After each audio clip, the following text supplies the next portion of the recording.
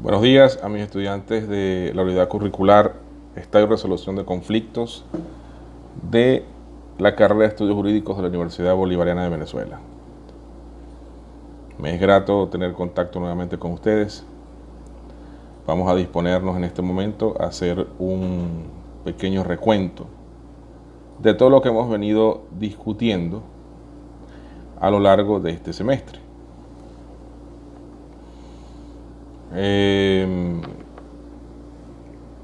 Discutimos la desagregación en principio del título de esta unidad curricular, Estado y Resolución de Conflictos. Dijimos lo que era un Estado. Habíamos dicho que un Estado es una organización política constituida por un conjunto de instituciones burocráticas estables, a través de las cuales se ejerce un monopolio de la fuerza que se aplica en la población. Monopolio que está concentrado en una estructura específica, para nuestro caso en Venezuela, en la Fuerza Armada Nacional Bolivariana. Un Estado debe contar con tres características fundamentales. La primera característica es que este debe estar delimitado por una serie de fronteras. Fronteras que deben ser manifiestas y aceptadas por todos. En segundo lugar, un Estado debe estar protegido por una única estructura, por una única Fuerza Armada. En caso de que existan varias Fuerzas Armadas dentro del mismo territorio, pues se estaría desvinculando el concepto aceptado a nivel internacional de Estado como tal. Un caso típico y cercano es el de nuestro hermano país, Colombia, en donde fungen varias fuerzas militares. La Fuerza Armada Nacional colombiana, la Fuerza Paramilitar y lo que se conoce también como la guerrilla.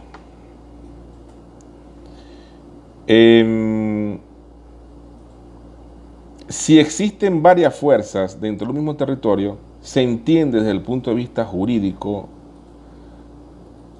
que existen tantos estados como fuerzas armadas. Es decir, que en el caso que les estoy refiriendo como ejemplo, estaremos en presencia de un paraestado, cuestión que no existe en nuestro país. Otra característica para que exista un Estado es que debe tener una dirección común, única, que dirija los límites territoriales y su protección. Es decir,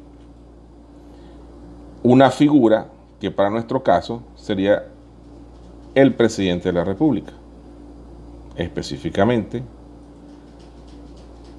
Nicolás Maduro Moros, quien fue elegido a través del voto popular de una forma legal y legítima. Actualmente, y les invito a estudiar, a revisar lo que se conoce a nivel internacional como el famoso contrato Silvercop-Guaidó, cuyo contenido refleja un acuerdo en donde se pretende de un plumazo eliminar todo lo que nosotros conocemos y aceptamos como la República Bolivariana de Venezuela. Adelantándome un poco a lo que ustedes van a profundizar con detalle, que estoy seguro de eso, se podrá observar que se pretende delegar la característica intransferible del Estado en una empresa extranjera de la guerra de origen norteamericano. Les invito a que lo busquen y lo detallen, para que vean de qué manera querían desagregar lo que nosotros conocemos como el Estado. Dentro del título de nuestra unidad curricular está una frase que menciona lo que se conoce como la resolución de conflictos. Habíamos acordado en otros espacios y también a través de sus producciones intelectuales que me hicieron llegar en su momento a través del correo electrónico, que la resolución de conflictos eran las formas pacíficas que pueden utilizar los ciudadanos para solucionar sus conflictos. Algo en cierto momento separado de lo que se conoce como la justicia ordinaria y que está formada por las figuras conocidas como jueces o fiscales, para nuestro caso. El asunto era que pudiese alcanzarse la madurez suficiente de parte de los ciudadanos para poder, de manera pacífica, solucionar cualquier conflicto. Se ha malentendido que es mejor evitar los conflictos para no llegar a la violencia. Cuestión que está totalmente errada, porque un conflicto puede transformarse en un elemento generador de nuevas ideas que permitan de alguna manera romper la resistencia al cambio y que la ciudadanía en pleno pueda evolucionar y adaptarse a toda esa dinámica constante y cambiante a la que está sometida. Hay como cierta resistencia a llegar al plano hostil, que a decir verdad, desde el punto de vista teórico, no tiene que ver nada con lo que se pretende, que es precisamente solucionar lo que haya.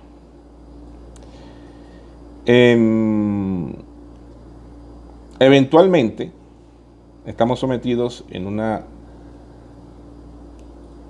diatriba, todos estamos sometidos a una diatriba en donde el uso de la fuerza y el amedrentamiento y la coacción pretende despojar a algunos de lo que es suyo. Ayer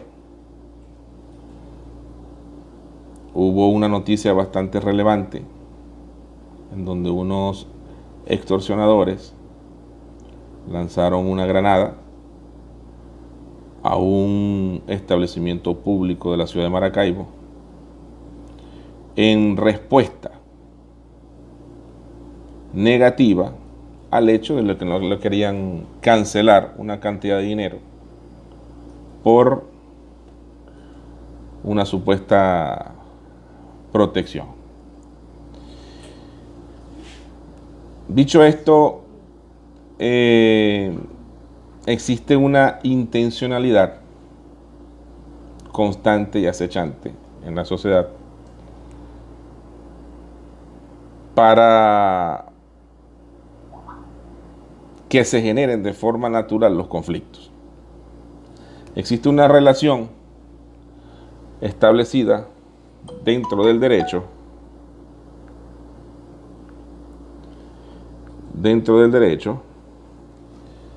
disculpen que aquí se me activó algo en el teléfono, pero ya lo solucionamos a tiempo. Dentro del derecho, y vamos a analizarlo de la siguiente forma. Hay una voluntad que está dispuesta a crear un conflicto, que es específicamente de una parte, y hay otra que se niega de alguna manera a dicho conflicto. Intenciones encontradas donde cada quien defiende una razón. La teoría del conflicto, en cualquiera de sus desarrollos, tiene en su base una antropología o visión de la conflictividad en sí. Y esta a su vez maneja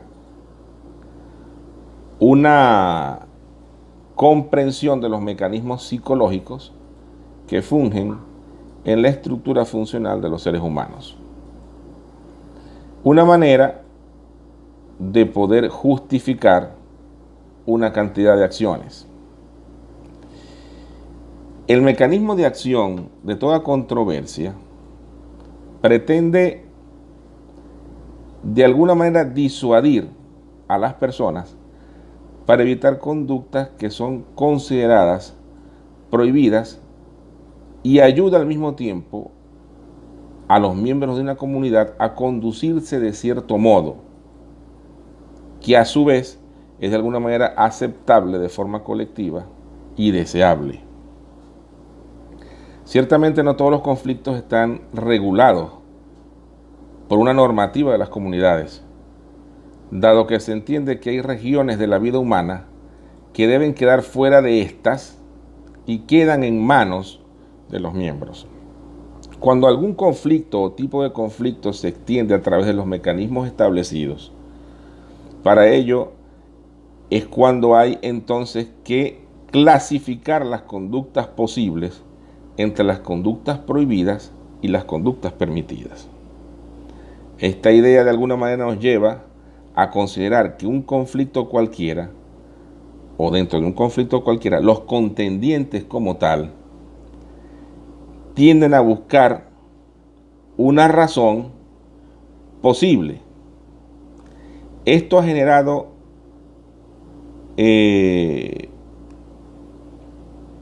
tal presencia en nuestra sociedad que algunos abogados han terminado haciendo programas de televisión tipo reality, vergonzosos algunos por cierto, en donde utilizan como materia prima para sus programas los conflictos. Ojo, algunos dicen que son conflictos falsos, pero que de alguna manera entretienen a la colectividad o a los asiduos veedores de este tipo de programas. Siendo así, llevándolo a nuestro caso particular, debemos estar conscientes como profesionales del derecho, estamos en plena formación, que los conflictos, más allá de tomarlos para evitar una serie de actitudes hostiles, deben funcionar para poder trascender y poder alcanzar metas aceptadas dentro del colectivo. Eso ocurre hasta dentro de su propia estructura o comunidad estudiantil. Se ha podido observar bastantes veces en esta situación que nos encontramos de los estudios a distancia y esa serie de actividades que se han pretendido llevar a cabo gracias a la producción intelectual en colectivo y de forma individual.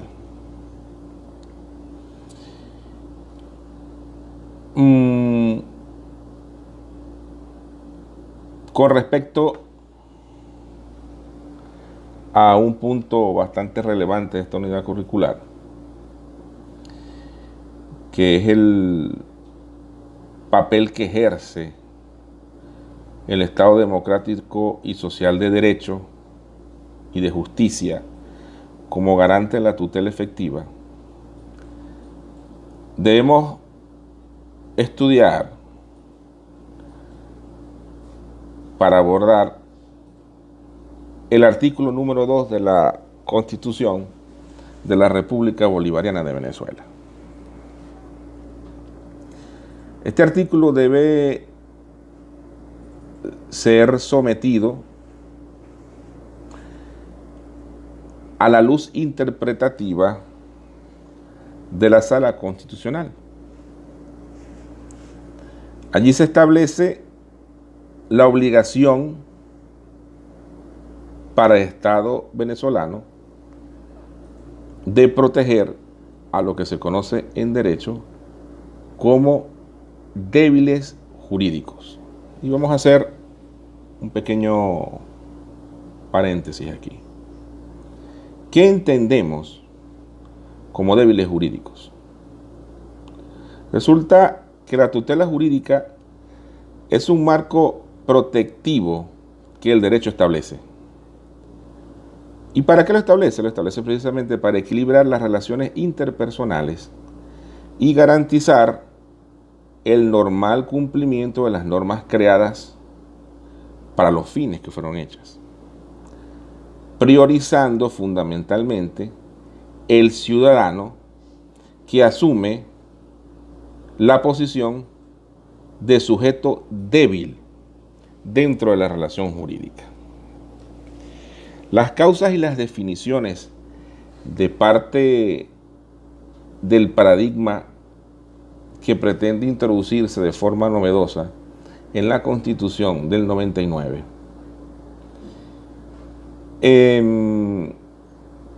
comienza a tratar de decantar la diferencia que existe en lo que conocemos como igualdad e igualitarismo.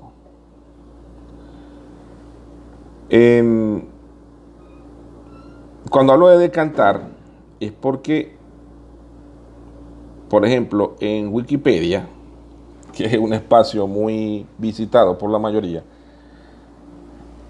el término igualdad, el término igualitarismo es tomado como si fueran sinónimos, y eso es algo que está muy apartado de la realidad.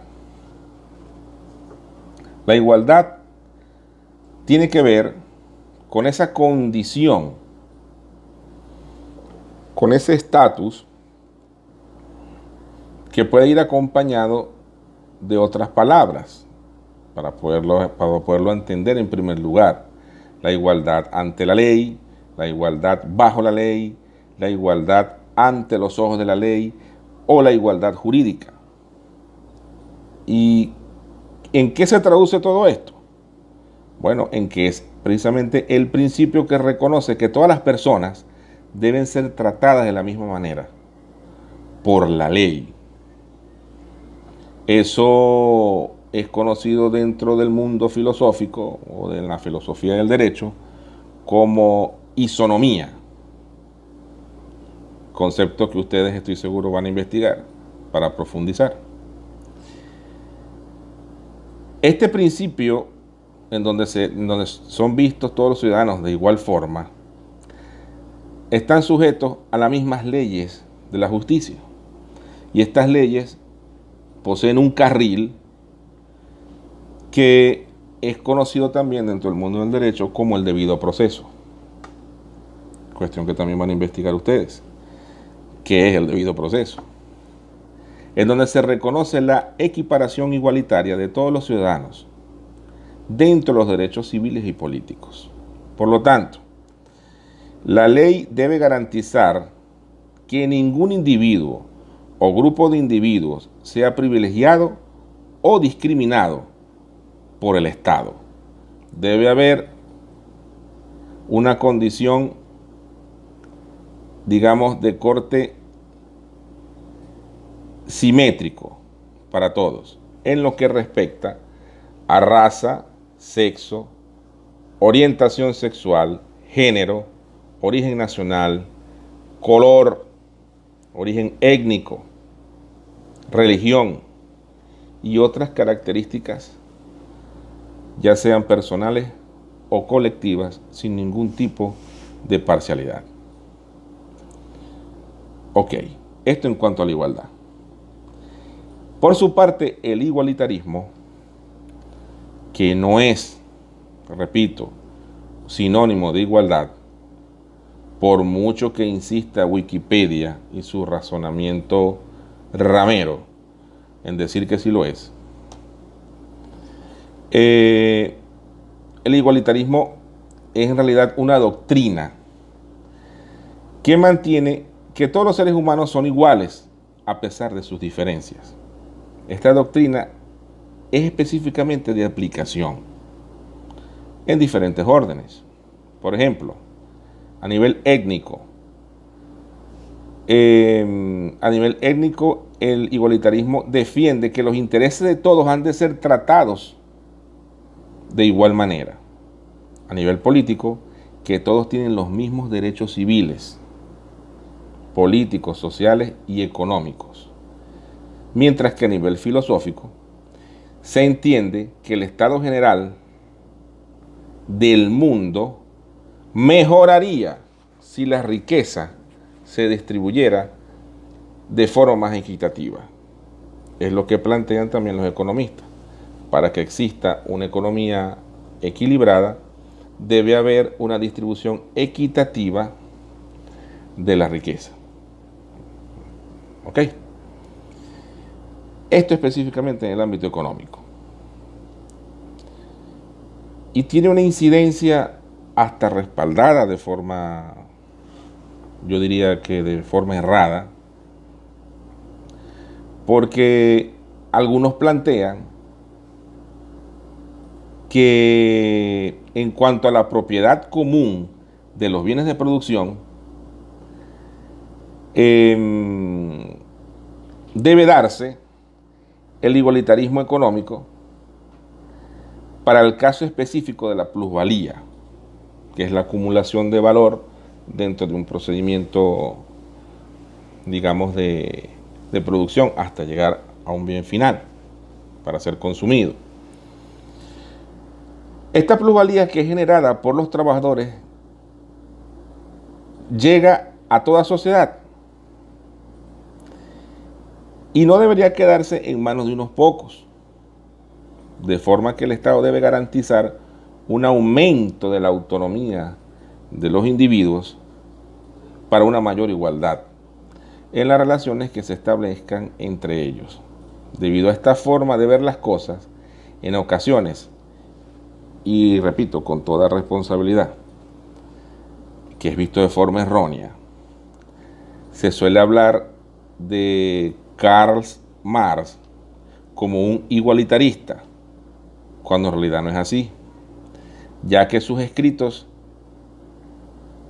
este señor defendía o respaldaba que la distribución de la riqueza no debería ser igual para todo el mundo, sino que debía repartirse de acuerdo al valor del trabajo realizado por cada persona. Una cuestión totalmente diferente a lo que plantean algunas corrientes filosóficas y económicas. Voy a ejemplificarlo de esta manera. Imaginemos que yo realizo una evaluación y que cuando tengo el resultado intelectual de la sección, yo uno todas las calificaciones, hago un promedio simple y el resultado de ese promedio simple es el que voy a colocar en cada, o es que le voy a colocar a cada uno de los integrantes de esa sección. Es decir, en una evaluación de 0 a 20, o del 1 al 20, para no mencionar el 0, del 1 al 20,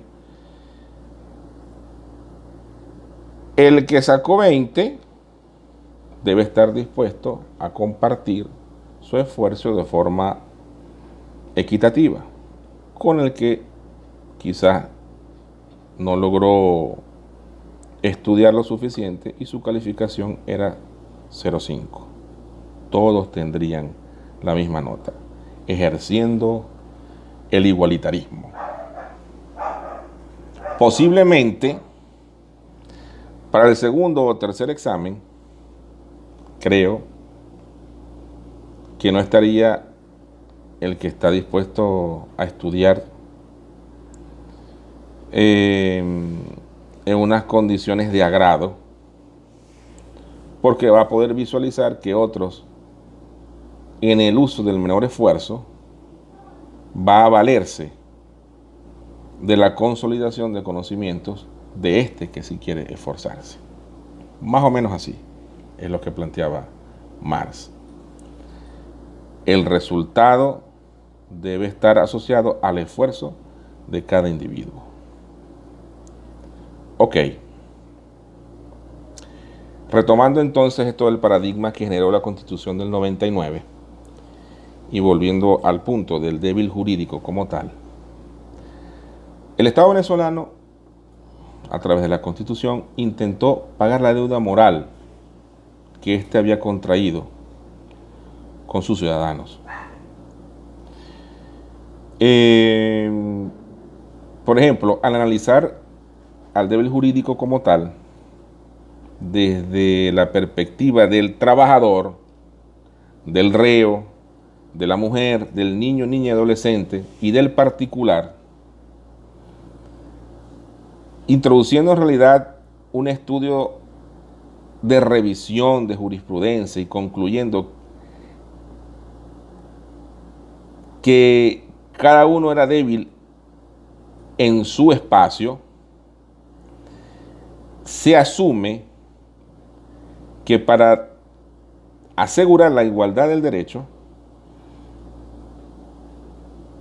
y reforzar a lo planteado por la Constitución, estos débiles jurídicos tenían que tener una ley orgánica que los respaldara. ¿Ve? Por eso la ley orgánica de niños, niñas y adolescentes, la ley orgánica de trabajadores y trabajadoras, la ley orgánica que se encarga de defender los derechos de la mujer.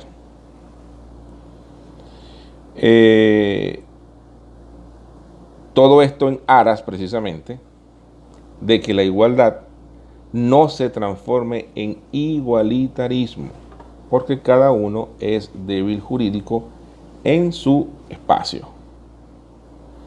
De manera que en cada caso impere el equilibrio de la justicia, de la seguridad jurídica y de la paz.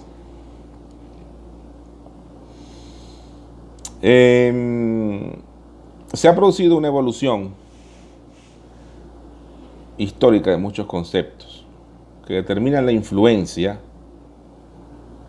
de las leyes en el campo práctico del derecho constitucional, porque este se ha encargado de tutelar los intereses que se encuentran amparados dentro de la Constitución. Es necesario señalar que toda la doctrina constitucional magistralmente establecida en la sentencia que explica este artículo 2 de la Constitución que ustedes van a buscar, se resume en una sola frase. Y creo que aquí va a ser un poco más entendible lo que he tratado de decirles. En realidad, las situaciones desiguales jamás, en ninguna circunstancia, pueden tratarse con soluciones iguales, porque cada una tiene su particularidad. En efecto, es necesario profundizar en el estudio del artículo 2 de la Constitución de la República Bolivariana de Venezuela para poder determinar una diferencia con el anterior Estado Liberal de Derecho de la Constitución de Venezuela de 1960.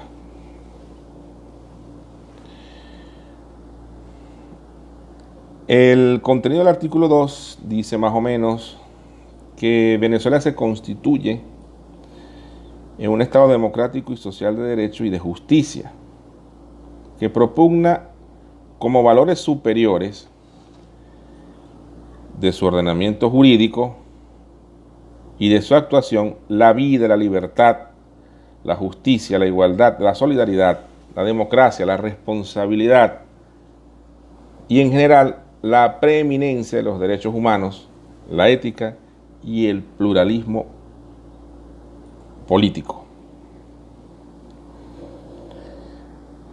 Para todo esto, para su mayor comprensión, les invito a que profundicen en la investigación de los términos, recapitulando: ley, isonomía, debido proceso, derechos civiles y políticos, raza, concepto que ha sufrido en la actualidad una modificación.